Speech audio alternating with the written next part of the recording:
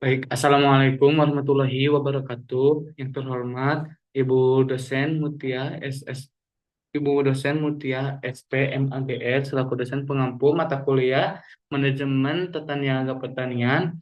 Izinkan kami untuk melakukan hasil presentasi survei lapangan dengan judul Manajemen Rantai Pasok Pedagang Besar.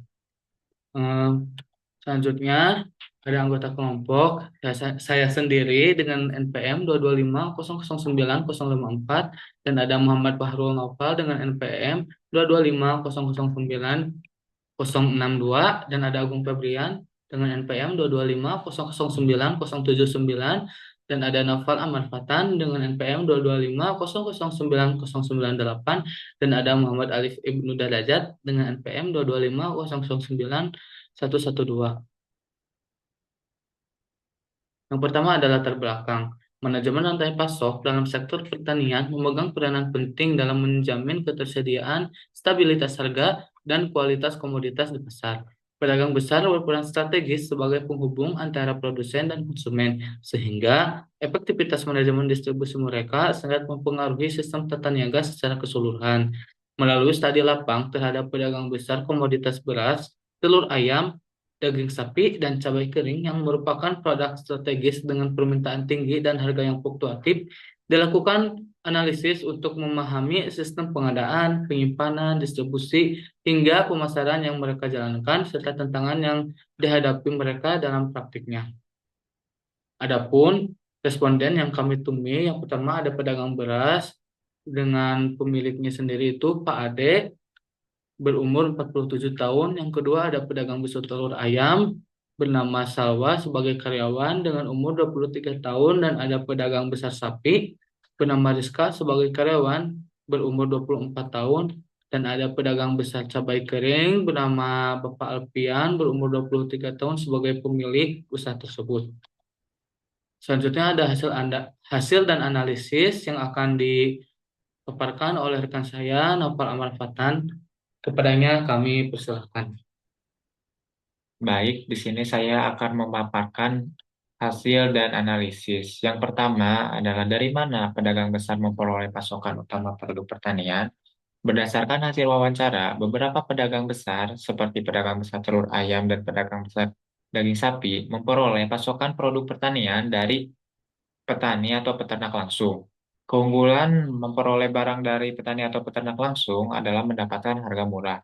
Namun demikian, terdapat kekurangannya sendiri dalam perolehannya, yaitu transportasinya seringkali dibebankan pada pedagang besar, seperti yang dialami oleh pedagang besar daging sapi dan pedagang besar telur ayam.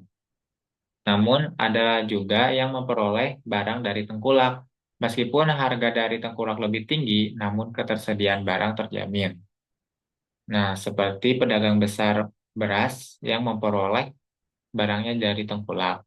Serta ada juga pedagang besar cabai kering yang memperoleh pasokan barangnya dari distributor, dikarenakan produk cabai kering ini cukup langka di pasaran. Yang kedua adalah kriteria utama pedagang besar dalam memberi produk pertanian. Nah, untuk pedagang besar beras, kriteria yang dipilih adalah dengan kriteria harga murah. Seperti yang kita ketahui, harga beras sangat sensitif sekali gitu. Ketika harga beras mulai naik, maka konsumen akan berpindah gitu ke toko pedagang beras yang lain gitu. Jadi, eh, menurut narasumber kami, Pak Ade, beliau memilih beras yang murah namun dengan kualitas yang baik gitu. Adapun pedagang besar telur ayam yang memiliki kemitraan dengan peternak telur di Jawa, sehingga atas kemitraan tersebut membuat pedagang telur ini terus membeli stok dari peternak yang ada di Jawa tersebut.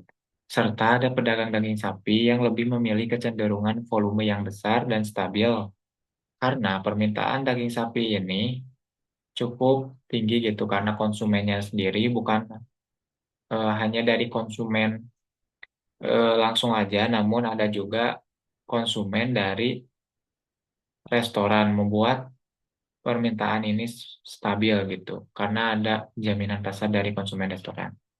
Serta untuk cabai kering lebih memilih kecenderungan mementingkan kualitas produk. Karena cabai ini adalah produk olahan, sehingga pedagang sangat memerhatikan kualitas produk yang bagus dalam rangka untuk menarik konsumen gitu. Ataupun untuk menarik kepercayaan konsumen terhadap produk yang dipasarkan. Yang selanjutnya adalah bagaimana pedagang besar menetapkan harga jual produk. Untuk pedagang besar seperti beras dan cabai merah, dikarenakan stok yang didapat itu berada di luar kota, maka perlu diperhitungkan biaya biaya tambahan seperti biaya transportasi.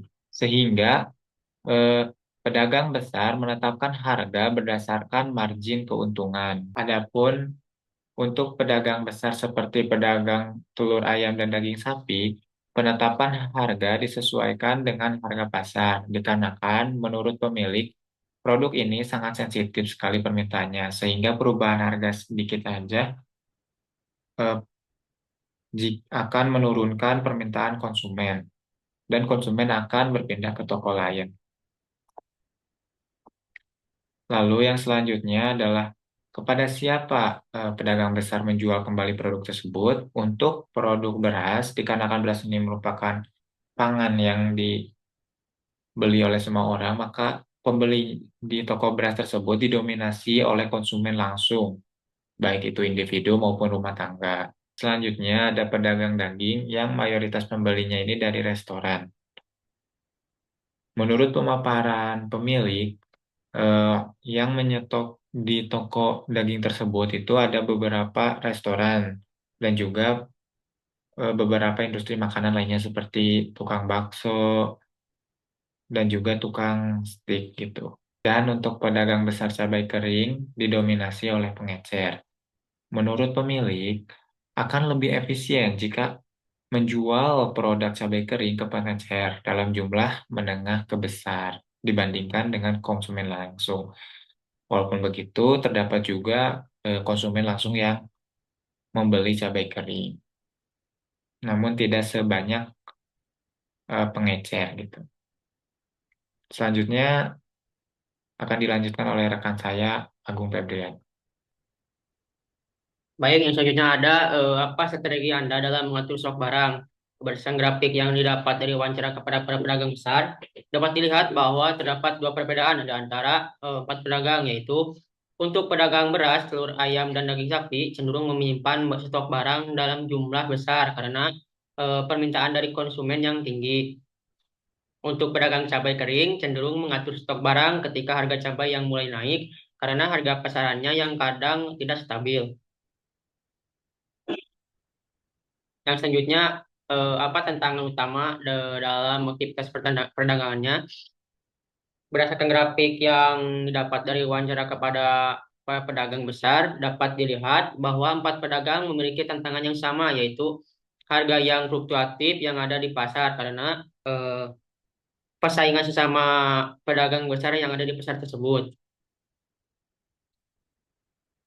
Selanjutnya ada bagaimana Anda menjaga hubungan dengan pemasok. Berdasarkan grafik yang didapat dari wawancara kepada para pedagang besar dapat dilihat bahwa empat pedagang memiliki jawaban yang sama terkait hubungan dengan pemasok, yaitu dengan saling percaya satu sama lain antara pemasok dan pedagang besar karena sudah langganan sejak lama sehingga timbul rasa saling percaya. Yang selanjutnya ada seberapa sering Anda memantau harga pasar. Berdasarkan grafik yang didapat dari wawancara kepada para pedagang besar, dapat dilihat bahwa terdapat tiga perbedaan di antara empat pedagang besar, yaitu untuk pedagang beras cenderung tidak pernah melihat harga pasar karena beliau sudah berpengalaman dalam menentukan harga pasar. Untuk pedagang telur dan daging sapi memantau harga pasar seminggu sekali karena eh, sering terjadi perbedaan dengan pedagang lainnya di pasar.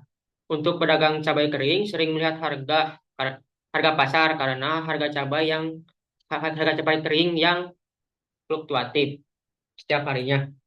Sekian dari saya kembalikan kepada pemateri selanjutnya. Baik, untuk materi selanjutnya ada terkait pemanfaatan teknologi dalam kegiatan dagang. Dapat dilihat berdasarkan grafik yang tertera bahwasannya terdapat dua karakteristik dalam pemanfaatan teknologi. Yang pertama itu untuk pedagang besar telur ayam dan daging sapi, pemanfaatan teknologi hanya menggunakan handphone dan kalkulator. Hal ini dikarenakan karena historis pedagang tersendiri, yang mana beliau menyampaikan bahwasannya usahanya sudah berlangsung lama, yang mana itu juga punya langganannya tersendiri, sehingga tidak perlu melakukan promosi atau pemasaran lewat sosmed. Adapun karakteristik yang kedua itu untuk pedagang besar beras dan cabai kering, pemanfaatan media sosial menjadi pendukung dalam kegiatan pemasaran, sehingga konsumen dapat membeli produk yang dijual via media sosial. Selain itu juga penggunaan media sosial bertujuan untuk menjangkau target pasar yang lebih luas. Nah, kebetulan untuk di pedagang besar ini sudah melakukan pemasaran melalui media sosial dan sudah dikirimkan ke luar Pulau Jawa. Yang selanjutnya terkait hal transportasi, ada 3 karakteristik. Yang pertama itu untuk pedagang besar daging sapi dan cabai kering, transportasinya menggunakan kendaraan pribadi. Hal ini dikarenakan karena pihak pemasok tidak menyediakan terkait operasional tersebut. Juga untuk menghemat pengeluaran operasional,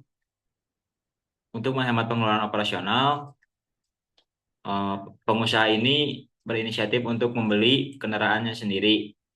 Dan memang apabila dibandingkan dengan menyewa angkutan itu lebih mahal.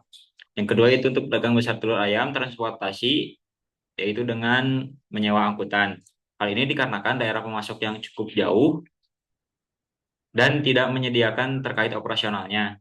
Untuk telur ayam, pemasok itu berada di luar Pulau Jawa sehingga memerlukan sewa angkutan. Meskipun dengan biaya yang cukup banyak, tetapi pengusaha tersebut tetap konsisten dalam menggunakan alat transportasi ini. Dan yang ketiga itu untuk pedagang besar beras, transportasi disediakan oleh pemasok dalam bentuk kerjasama dan dengan syarat dan ketentuan pembelian yang berlaku. Sebagai contoh, beliau memaparkan bahwasanya untuk pembelian beras yang ada di daerah Demak, itu ada syarat ketentuan bahwasanya apabila membeli lebih dari 8 ton, maka terkait operasional itu dari awal sampai sampai barangnya ada di gudang itu di handle oleh pemasok tersendiri. Dalam hal ini juga pengusaha beras menghemat banyak di biaya operasional. Selanjutnya terkait pesaing di pasar. Nah, berdasarkan grafik yang tertera juga ada 2 karakteristik. Yang pertama itu untuk pedagang besar telur ayam, daging sapi, dan cabai kering.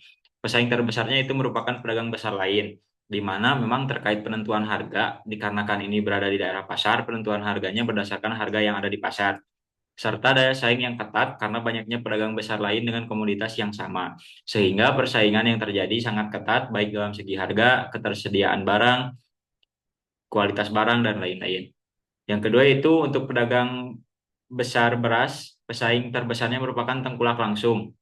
Apabila tengkulak memainkan terkait harga, dampaknya beras yang diterima biayanya akan mahal.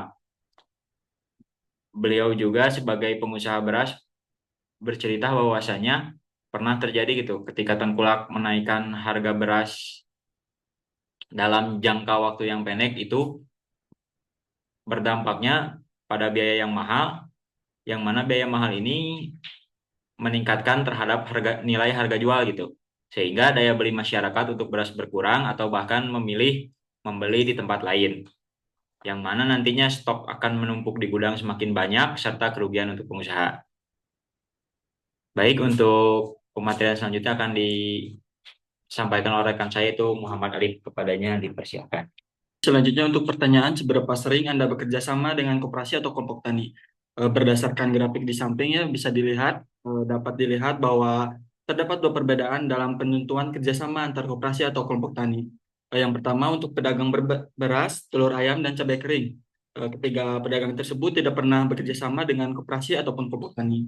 Nah, sedangkan untuk pedagang besar daging sapi, pedagang tersebut rutin bekerja sama dengan kelompok peternak sapi. Hal tersebut dilakukan untuk mendapatkan informasi mengenai harga dan juga ketersediaan daging sapi.